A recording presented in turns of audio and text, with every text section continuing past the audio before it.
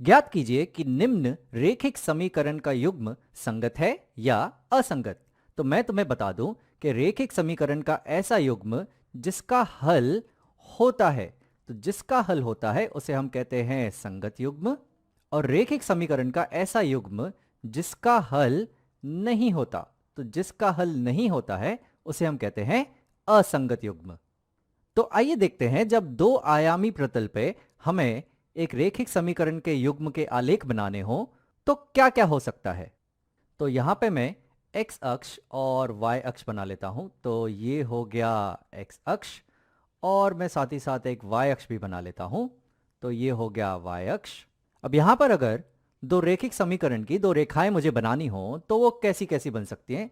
तो हो सकता है कि एक रेखा कुछ ऐसी हो, और हो सकता है कि दूसरी रेखा कुछ ऐसी हो।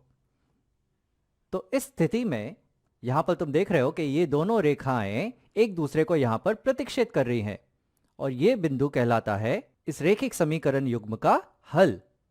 तो यहां पर इसका एक हल है, तो ये युग्म यहां पर संगत हुआ। दूसरी संभावना ऐसी हो सकती थी कि समझो मैं यहां पे दोबारा एक x अक्ष और y अक्ष बना लेता हूं। तो ये हो गया x अक्ष और ये हो गया y अक्ष। दूसरी संभावना ऐसी हो सकती थी कि समझो कि ये एक रेखा है, और समझो कि जो दूसरी रेखा है वो इसी के ऊपर है, यानी कि बिल्कुल इस जैसी ही है। तो इस स्थिति में यहां पर इस युग्म के अनगिनत हल हैं। तो एक हल हो या अनगिनत हल हो, इस युग्म को हम कहते हैं संगत युग्म। तो ये संभावनाएं हो गई हमारी संगत युग्म की।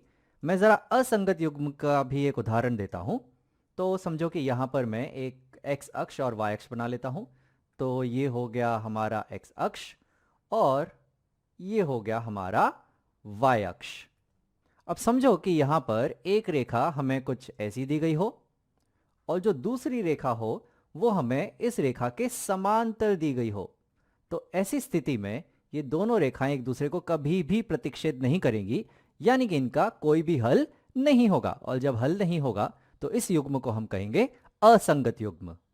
तो बस रेखिक समीकरण का युग्म संगत है या असंगत, वो पता करने के लिए हमें सिर्फ पता करना है कि हल है या हल नहीं है।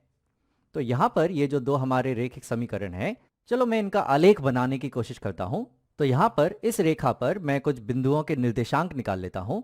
तो समझो कि यहां पर अगर y को मैं 0 रखूं तो x मुझे 13 मिल जाएगा।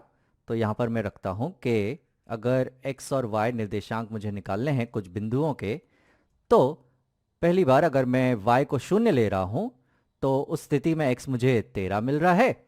और अगर x 0 ले रहा हूं तो दोनों तरफ 2 विभाजित करके y मुझे मिल जाएगा 13/2। तो जब x 0 है तो y होगा 13/2। तो हमें इस रेखा पर दो बिंदु मिल चुके हैं, और इसी तरह से मैं इस रेखा पर भी दो बिंदु निकाल लेता हूं।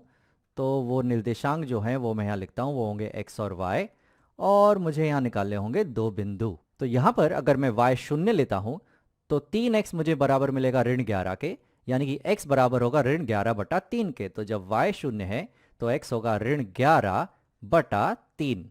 और जब मैं x 0 लूंगा तो यहाँ पे मुझे मिलेगा ऋण y बराबर ऋण 11, यानी कि y बराबर 11।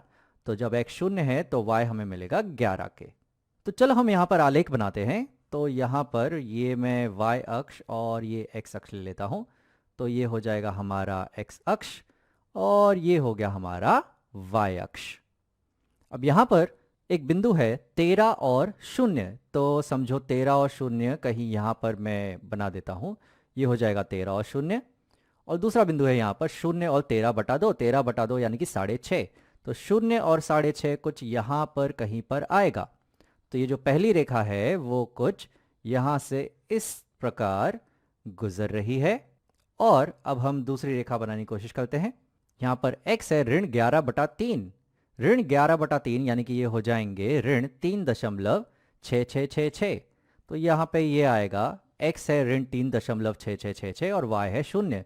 तो ये कुछ यहाँ पर कहीं पर आएगा, कहीं आसपास यहाँ। और दूसरा बिंदु है 0 और 11। तो 0 और 11 कहीं यहाँ पर होगा। तो जो दूसरी रेखा है वो हमें मिल रही है कुछ इस प्रकार से।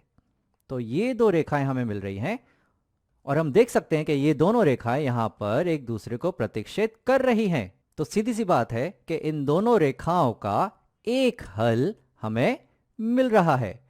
और अगर हमें इन दो रेखाओं का हल मिल रहा है, यानी कि ये दोनों रेखाएं, यानी कि ये रैखिक समीकरण युग्म संगत है, तो हमें जो रैखिक समीकरण युग्म दिया गया था वो संगत है।